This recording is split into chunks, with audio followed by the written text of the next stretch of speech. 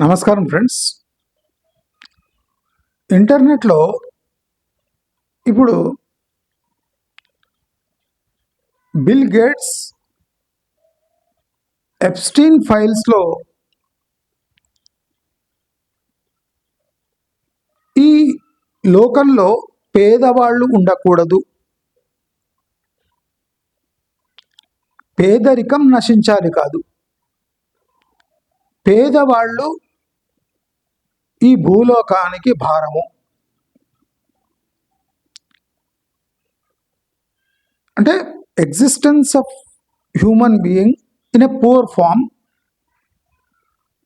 Should be eliminated.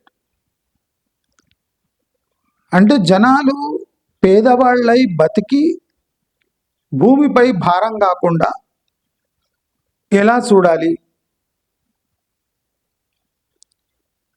అంటే జనాలను హింసించకుండా వాళ్ళని భూమిపై లేకుండా ఎలా చేయాలి. ఈ ప్రయత్నం బిల్ గేట్స్ చేశాడని ప్రచారంలోకి ఉంది. అయితే దీంట్లో నిజం ఎంత? బిల్ గేట్స్ అలాంటి ప్రయత్నం చేశాడా? ఎప్స్టీన్ ఫైల్స్లో చెప్పినట్టు బిల్ గేట్స్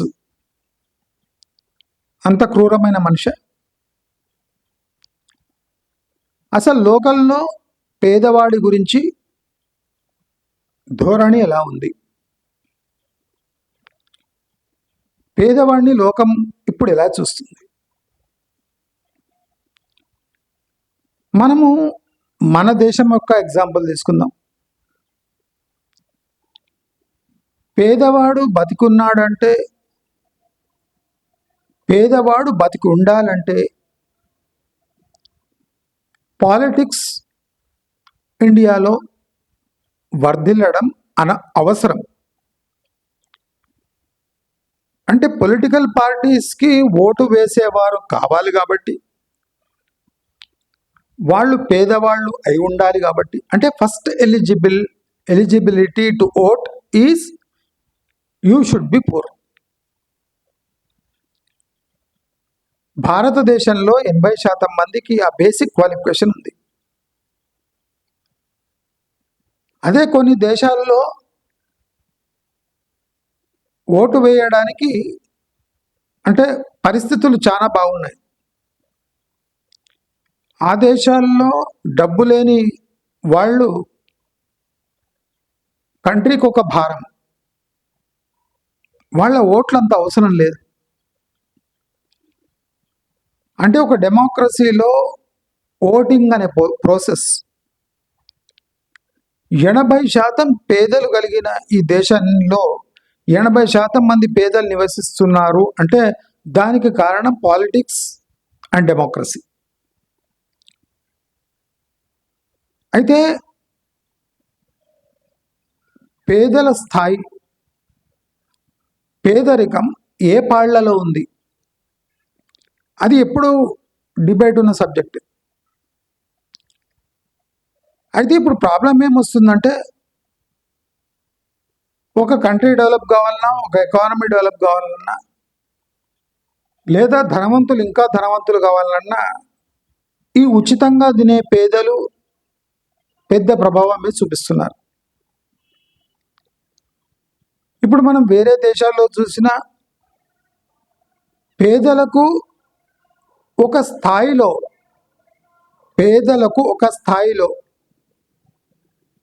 బుజ్జగింపు ఆపేస్తున్నాయి ప్రభుత్వాలు. ఇది చాలా ఇంపార్టెంట్.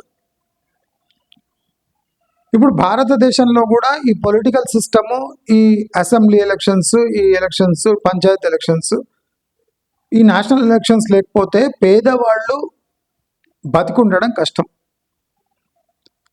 అంటే ప్రభుత్వం ఏమి చేయకపోయినా పేదవాళ్ళు నశించిపోతారు. అందుకోసం ప్రభుత్వం ఏం చేస్తుంది, రూపాయికి కిలో బియ్యం ఇచ్చి ఓట్ల కోసం ప్రభుత్వాలు ఈ ఓటర్లను నిలబెడుతున్నాయి. That is the beauty of the democracy. ఒకసారి జయశంకర్ క్లియర్గా చెప్పాడు ఇంటర్నేషనల్ ఫోరంలో,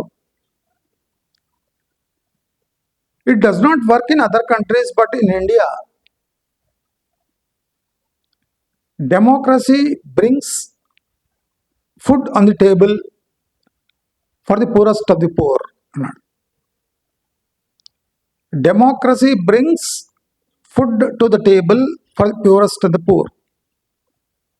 అంటే బతకటానికి ఛాన్సే లేని జనాలను డెమోక్రసీ బతికిస్తుంది.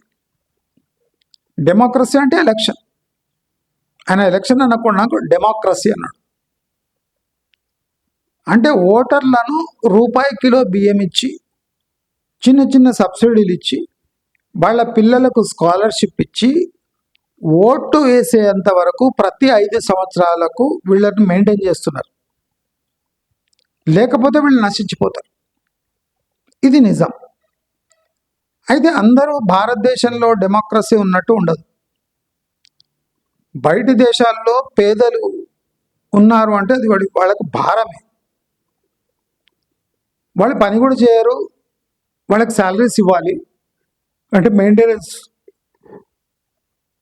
మెయింటెనెన్స్ ఇవ్వాలి. ప్రభుత్వ ఖజానాతో వీళ్ళ కడుపు నింపాలి.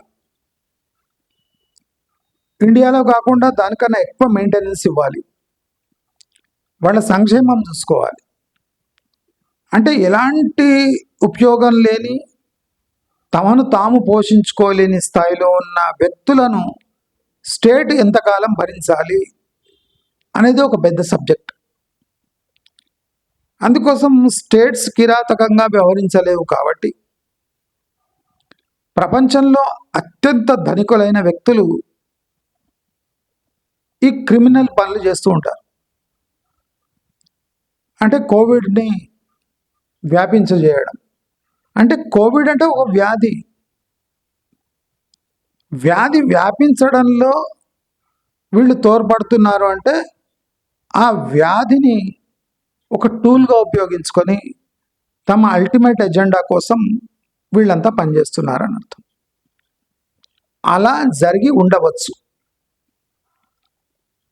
అంటే వీళ్ళపై ఆరోపణ ఏమంటే వీళ్ళు కోవిడ్ని పెంచి పోషించారు. ఎందుకు అంటే పేదవాళ్ళు ఈ లోకంలో ఎక్కువ శాతం అయిపోయారు, వీళ్ళని కొంత తగ్గిద్దామని ఈ కోవిడ్ని పెంచి పోషించారు అని ఆరోపణలు ఉన్నాయి. కానీ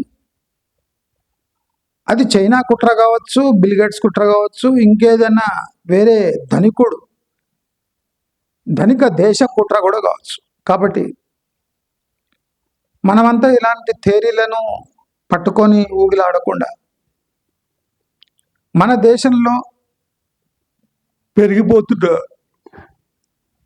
పెరిగిపోతున్న ఈ పేదరికాన్ని ఈ రేషన్ బియ్యం ఇచ్చి, ఈ తాయిలాలు ఇచ్చి ఎన్నేళ్ళు కాపాడగలం? అసలు పేదరికం ఎక్కడుంది? పేదలే ఈ స్కీమ్లకు అర్హులా? పేదల వల్ల ఒక దేశం నశించిపోయే అవకాశం ఉందా అని అందరూ ఒకసారి ఆలోచించాలి.